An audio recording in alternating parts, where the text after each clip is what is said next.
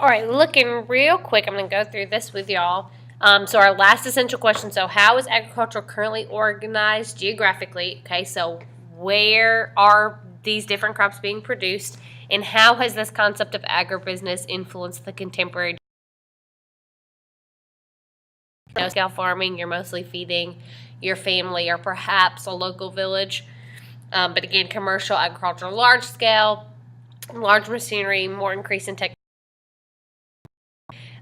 Again, make sure you can connect this to this idea of the Columbian Exchange, okay, going back to colonization and this idea of exchanging different foods, technology ideas, and how that's going to really change the global market. And this is where we see the shift from food crops originating in the hearth and then being produced elsewhere. Okay, and again, with commercial agriculture, you see this big concept creating a global market. Okay, we're very interconnected in who's producing food, who's consuming those goods. Okay, with colonization, this leads to the idea of monoculture. Okay, the production of one crop. Okay, if a mother country is being successful producing a good in a colony, like cotton in the South, when we talk about the settling of America, or tobacco in Virginia. Okay, many colonies are going to stay growing with what they know. Okay, the problem is if something happens with that crop, that can ruin their economy. Okay, so for example, like Sri Lanka still grows tea. Okay, I'm talking about in Ghana, but still I have the idea of cocoa. All right, with the Köppen climate classification system, okay, most of you seem to understand. So again, this is going to be classified based on temperature and precipitation. Okay, so this is a way to identify where crops are going to be successful.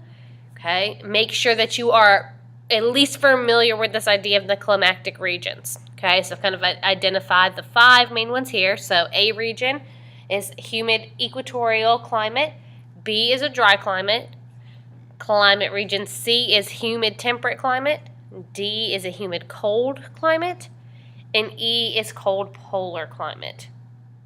Okay, so the big thing that you need to understand and why we would study this is that climate, okay, and agriculture, what is being produced, have direct correlation. So if we can kind of classify what the climate is like, we would know most likely what those countries or areas are producing. Okay, so again, when you see a map in your book that is covering up a majority of a page, that is something that you need to be studying. Okay, so again, you see kind of identified A, B, C, D, E, F, or H. We won't really hit on too much, okay, because it's unidentified, but make sure that you are at least roughly familiar with these regions, okay? I'm not going to make you shade or label a map like this, but make sure you know the A, B, C, D, E. Okay, same thing with the other half of the world. But when you see a map that is very large in your textbook, that signifies it is very important that you need to be studying it.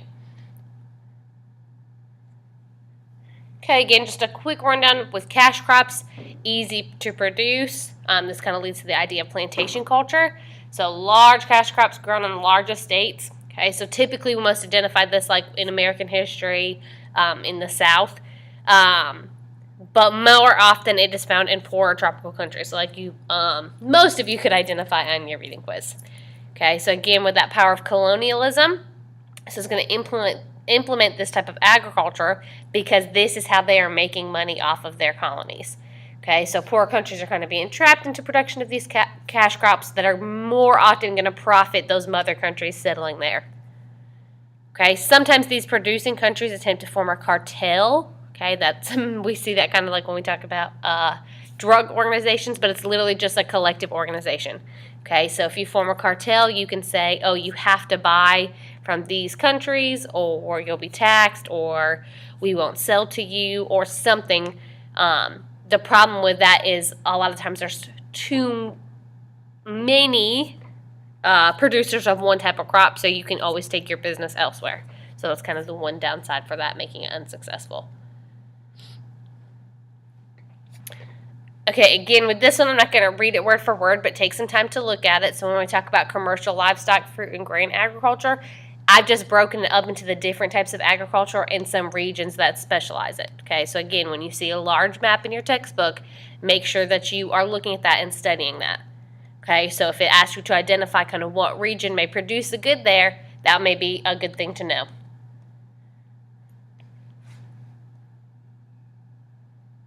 All right, types of subsistence agriculture. So again, subsistence agriculture, producing for a small group of people, a family, a village. Okay, so subsistence crop and livestock farming.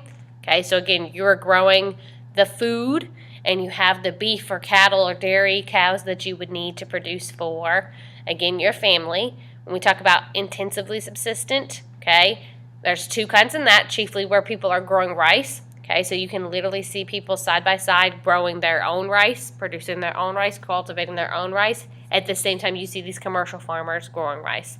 The other one, intensively subsistent, is chiefly wheat and other crops. Okay, so again, just depends on the land that is available. But those are the three types of categories that we see for subsistence agriculture. Mediterranean agriculture, on the other hand, okay, requires a dry summer climate. Okay, so again, I've put the regions here. Typically occurs along the Mediterranean Sea. Imagine that, Mediterranean agriculture along the Mediterranean Sea.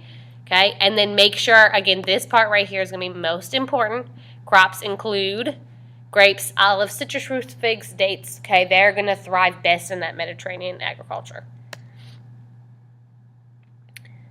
Okay, so one thing to focus on, again, is the idea of kind of economics and cultural influences on agriculture. So we kind of talked about the political effects of colonialism and how governments kind of can restrict or encourage you to produce certain things. Okay, so a big thing that we see as income rises within a particular country, people begin to consume more meat, processed foods, seek better quality fruits and vegetables, and demand fresh produce year-round.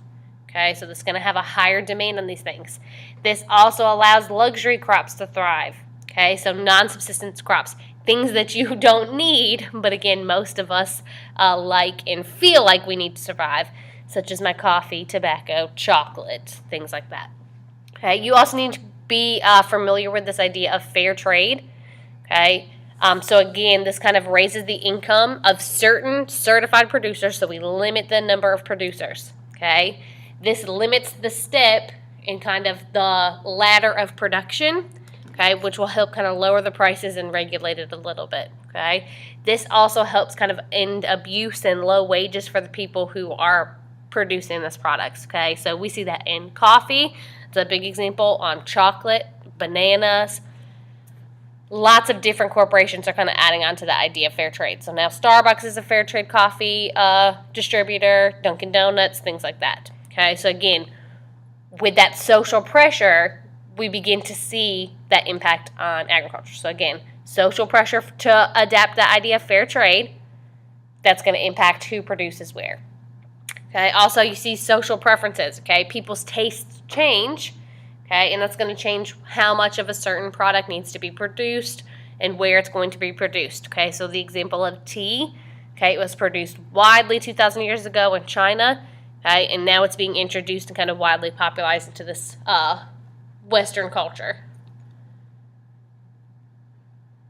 All right, the idea of agribusiness. Okay, so agribusiness is the idea of a business that provides goods and services that support the agricultural industry.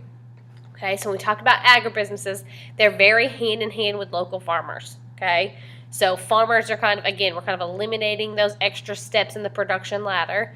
Okay, connects local farmers to a network of production exchange. So they're very hands-on and involved in producing the goods, land matter, things like that. Okay, and the big example that your book used was the United States poultry industry, and we also talked about the hog industry. Okay, so connecting them, globalizing them, and contracting them through major distributors. Okay, and again, this is going to help connect to a global market. Also, we look at environmental impacts. Okay, so we talked about this a little bit in the beginning when you did your agricultural revolution projects. So we talk about some positive impacts, but more often we kind of see these negative impacts that we have to be aware of. So we talk about more efficient technology. So in that kind of aquaculture industry, it's leading to overfishing and the depletion, of fish stocks. Okay, we see increased land being cleared. Okay, some of that is for production down here, like when we talk about the increase of popular fast food, and some of it is just not usable anymore, like we talk about this with desertification, okay, due to soil erosion, Okay, the change in organic content of the soil, kind of depleting out the nutrients that need because of pesticides and things like that. The increase in popularity of fast food is going to lead to deforestation. You need more land to create pastures for the cattle to roam.